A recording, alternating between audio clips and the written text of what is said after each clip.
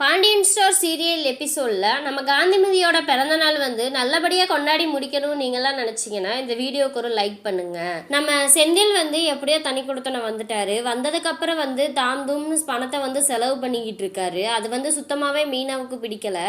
அதனால மீனா என்ன பண்ணுறாங்க, பொழுதுனைக்கு சண்டை போட்டுக்கிட்டே இருக்காங்க. ஏன் இப்படி பண்ணுறீங்க, கொஞ்சம் கூட பொறுப்பே இல்லாமல் இப்படி பண்ணிக்கிட்டு இருக்கீங்களே அப்படின்னு சொல்லி, மீனா தயவு செஞ்சு சொல்கிறத கேளு, நம்ம அந்த வீட்டில் தான் எனக்கு நிம்மதி இல்லைன்னா இந்த வீட்டுக்கு வந்து நிம்மதி இல்லாமல் என்னை ஆக்காத, தயவு செஞ்சு நான் என்ன சொல்கிறேனோ அதை மட்டும் கேளு அப்படின்னு சொல்லி கோபமாக பேசிடுறாரு. சரி உனக்கு என்ன சாப்பிட வேணும் அப்படிங்கவும் எதுவுமே பேசாமல் இருக்கவும் போய் நேராக போய் ஏதாவது சாப்பாடை வாங்கிட்டு வரேன்னு சொல்லிட்டு போயிடுறாங்க.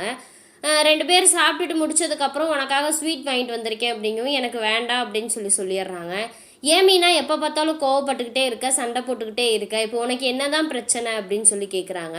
டைனிங் டேபிள் நல்லா இருக்கா அப்படின்னு கேட்கவும், ஆமாம் நானும் உங்களை எதுவும் கேட்கக்கூடாதுன்னு தான் நினைக்கிறேன், ஆனால் என்னால் இருக்க முடியல, எதுக்காக இப்படி செலவு பண்ணிக்கிட்டு இருக்கீங்க, இந்த பணத்தை இப்போ எப்படி நீங்கள் கட்ட போகிறீங்க அப்படிங்குமே, நீங்கள் பணத்தை பற்றிலாம் நீ கவலைப்படாத, அதை நான் எப்படியாவது வந்து நான் பணத்தை கொடுத்துட்றேன், அது வந்து நம்ம பணம் தானே, நம்ம காசில் தானே வாங்கினேன் அப்படின்னு, அது நம்ம பணம் கிடையாது ஏன் பணம் அப்படின்னு சொல்கிறாங்க. என்னமே நான் பணத்தை பிரித்து பேசுகிறேன் அப்படிங்குமேனு, உன்னை நான் நல்லா பார்த்துக்கிறேன், நான் ஏன் இப்படி தயவு செஞ்சு இப்படி பேசிகிட்டு இருக்காத அப்படின்னு சொல்லுவோமே, நீங்கள் என்னை பார்த்துக்குவீங்கன்னு என்கிற நம்பிக்கையே எனக்கு கிடையாது அப்படின்னு சொல்கிறாங்க.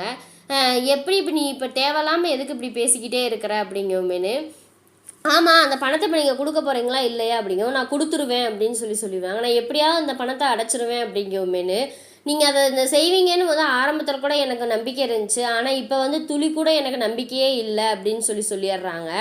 சொல்லவுமேனு இப்போ உனக்கு என்ன தான் பிரச்சனை அப்படின்னு சொல்லி பேசிக்கிட்டு இருக்காங்க.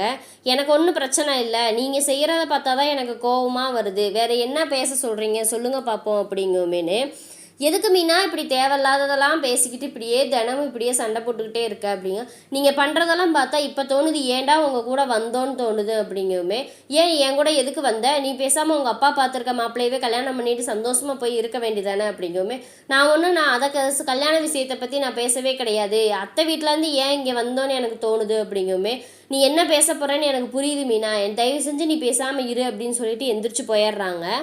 அப்புறம் மீனா உட்காந்து ஃபீல் பண்ணிக்கிட்டு இருக்காங்க, என்னடா இது அப்படின்னு. இங்கே வந்து கோமதி வந்து சமையல் கட்டில் உட்காந்துக்கிட்டு இதை பற்றியா யோசிச்சுக்கிட்டே இருக்காங்க, எப்படி பர்த்டேவை பற்றி அம்மா பர்த்டேவை பற்றி இவங்ககிட்ட பேசுறது அப்படின்னு சொல்லிட்டு.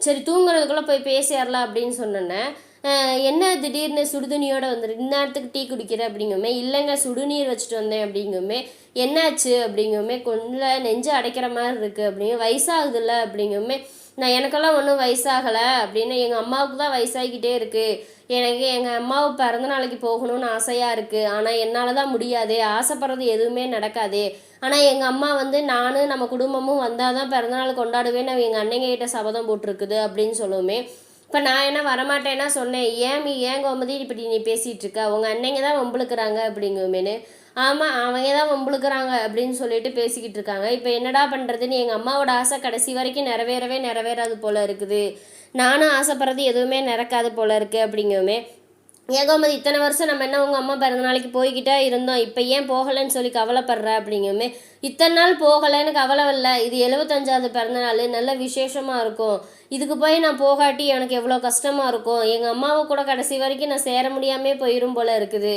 கட்டின புருஷனுக்காக உங்களை நம்பி நான் வந்தேன், கடைசியில் எங்கள் அன்னைங்க என்னை வீட்டை விட்டே ஒதுக்கி வச்சுட்டாங்க அப்படின்னு சொல்லி பேசிக்கிட்டு இருக்காங்க. சரி விடு கோமதி, உங்கள் அம்மா பிறந்த நாளைக்கு கண்டிப்பாக நம்ம போகிறோம், வீட்டில்னா தானே நம்ம போக முடியாது, இது கோயில் தானே, கோயிலுக்குன்னா நம்ம போனாலும் யார் ஏன் வந்தேன்னு கேட்க போகிறது கிடையாது, அதனால நம்ம எல்லாருமே போகிறோம், உங்கள் அம்மா பேரில் ஒரு அன்னதானமும் கொடுத்துடலாம் அப்படிங்குமே, சந்தோஷங்க அப்படின்னு சொல்லிட்டு பேசிக்கிட்டு இருக்காங்க. இங்கே வந்து என்னடானா நம்ம சுகன்யா வந்து போய் அந்த வீட்டில் சொல்லிட்டு வந்துட்டாங்க, இந்த மாதிரி இவங்க எல்லாருமே வரணும் அப்படிங்கிறாங்கன்னு சொல்லி, அவங்க அப்படியெல்லாம் வரவிடக்கூடாது அப்படின்னு சொல்லி அவங்களும் பேசிக்கிட்டு இருக்கிறாங்க. இதில் குமார் என்ன சொல்கிறாரு, ஏன்பா தேவையில்லாத வம்பை இழுக்கிற அப்படின்னு சொல்லி குமார் வந்து அவங்க அப்பா வச்சு கொஞ்சம் அடக்கி வைக்கலாம் அப்படின்னு சொல்லி யோசிச்சுட்ருக்காரு. அப்புறம் வந்து நம்ம சரவணன் வந்து என்ன பண்ணுறாரு, பழனிக்கு காலமிக்கி விட்டுட்டு உட்காந்துருக்காரு. அது மயில் வந்து இப்போ கோவத்துலேயே உட்காந்து பார்த்துக்கிட்டு இருக்காங்க. கட்டின பொண்டாட்டி இங்கே உட்காந்துருக்கேன், அவங்க மாமனுக்கு உட்காந்து காலமிக்கி விட்டுட்டுருக்காரு பாரு, இந்த மனுஷன் என்னதான் மனுஷனோ தெரியல அப்படின்னு சொல்லி நம்ம சுகன்யா வந்து இப்போ இங்கே என்ன நடக்குது அப்படின்னு சொல்லி பழனியை பார்த்து கேட்கவுமேனு, இல்லை கால் வலிக்குதுன்னு சொன்னாருங்கத்த, அதனால தான் வந்து நான் காலமுக்கி விட்டுட்ருக்கேன் அப்படிங்குமே. உங்கள் மாமாவுக்கு காலமுக்கி விட்டதெல்லாம் போதும், அங்கே பின்னாடி பாரு தங்கமயில் எப்படி உட்காந்துருக்கு. கட்டின புருஷன் வருவார் 10 நிமிஷம் ஆசையாக பேசுவாருன்னு அது ஏக்கத்தோடு உட்காந்துருக்கு. இங்கே உட்காந்து மாமாவுக்கு காலமுக்கி விட்டுக்கிட்டு இருக்கீங்க, அதுக்கு தான் நான் இருக்கேன்ல அப்படின்னு சொல்லிடுறாங்க. அப்புறம் சரி சரி மாப்பிள்ள வா மாப்பிள்ள நான் உள்ளே போகிறேன், நீங்கள் இப்போ போய் பேசுங்க அப்படின்னு சொல்லிட்டு பழனி எந்திரிச்சு போயிடுறாரு. அப்புறம் போய் மயில் வேகமாக உள்ளே போகவும், ஏமாம்மா ஒன்று அம்மா பின்னாடியே அலையிறீங்க, இல்லைன்னா தம்பிங்க கூடயே அலையிறீங்க, இல்லைன்னா தாய் மாமனை நினச்சிக்கிட்டே இருக்கீங்க, இந்த மயிலுக்குன்னு எப்போவுமா நேரத்தை ஒதுக்க போகிறீங்க, நான் எதுக்கு தான் இருக்கேனோ தெரியலை அப்படின்னு சொல்லிட்டு இருக்கு. எங்கள் மாமா யாருன்னு தெரியுமா, அவருக்கு செஞ்சதுக்கு நீ எதுக்கு தேவையில்லாமல் இது பண்ணிக்கிட்டு இருக்க, அது அவரை எழுப்பி விட்டு நீ எதுக்கு கல்லாவில் உட்காந்த, நீ இதுக்கு மேலே நீங்கள் என்ன தான் செய்யணும்னு காத்துட்ருக்கீங்க, நான் வீட்டில் தான் நிம்மதி இல்லைன்ட்டு கடைக்கு போனால் கடையிலேயும் வந்து அப்பனும் மகளும் என்னை நிம்மதியை கெடுக்குறீங்கல்ல, இனிமேல் கல்லாவில் வந்து உட்காந்தேன்னு வச்சுக்கோ, உனக்கு அவ்வளோதான் மரியாதை அப்படின்னு சொல்லி விரட்டுறாங்க. உங்களை நினச்சா எனக்கு கவலையாக இருக்குது அப்படிங்கமேனு, யார் என்னை நினச்சி நீ கவலைப்பட போறியா அப்படிங்கவும், உங்களை நம்பி வந்து நான் என்னை நினச்சா தான் எனக்கு கவலையாக இருக்குது அப்படிங்கவும், உன்னை யார் இருக்க சொன்னது, நீ கிளம்பி போ அப்படின்னு சொல்லவுமேனு, ஏமாம்மா இப்படி புரிஞ்சுக்காம பேசுகிறீங்க அப்படின்னு சொல்லிட்டு போயிடுறாங்க. நம்ம மயில் வந்து எப்படியாவது கல்லாவில் உட்காந்தாவது கடையை வந்து இப்போ நம்ம பேரில் வாங்கிடலாம் அப்படின்னு சொல்லி எதிர்பார்த்துட்ருக்காங்க. ஆனால் அதுக்கு வந்து நம்ம சரவணன் வந்து ஒத்துழைக்கவே மாட்டேங்கிறாரு. சரவணன் வந்து ஒரே தான் சொல்லிடுறாரு, இனிமேல் நீ கல்லாவில் உட்காரவே கூடாது, எங்கள் மாமாவை தவிர ஒன்று கடையில் உட்காரவே கூடாது அப்படிங்குமேனு. ஏவம்மா நீங்கள் தான் உட்காரல, நானாவது உட்காரலாம்ல அப்படிங்குமே. பாண்டியன் ஸ்டோர் கடையில் பாண்டியன் மட்டும்தான் உட்காரணும், அப்படி பாண்டியன் இல்லைன்னா பழனி தான் உட்காரணுமே தவிர நீ உட்காரக்கூடாது, இனிமேல் உட்கார்ந்தேன்னா நடக்கிறதே வேற அப்படின்னு சொல்லிட்டு போயிடுறாரு வெளியே. இவர் ஏன் புரிஞ்சுக்கவே மாட்டேங்கிறாரு, இப்படியே ஒவ்வொன்றா விட்டு கொடுத்துட்டு போனால் நம்ம என்ன தான் பண்ணுறது அப்படின்னு சொல்லி புலம்பிக்கிட்டு இருக்கிறாங்க மயில். இதுக்கப்புறம் வந்து நம்ம மயில் வந்து எப்படி தான் இந்த பிரச்சனையை முடிக்க போகிறாங்கிறத வந்து அடுத்த வீடியோவில் பார்க்கலாம். இந்த வீடியோ பிடிச்சிருந்தா மறக்காமல் லைக் பண்ணுங்கள், சப்ஸ்கிரைப் பண்ணுங்கள்.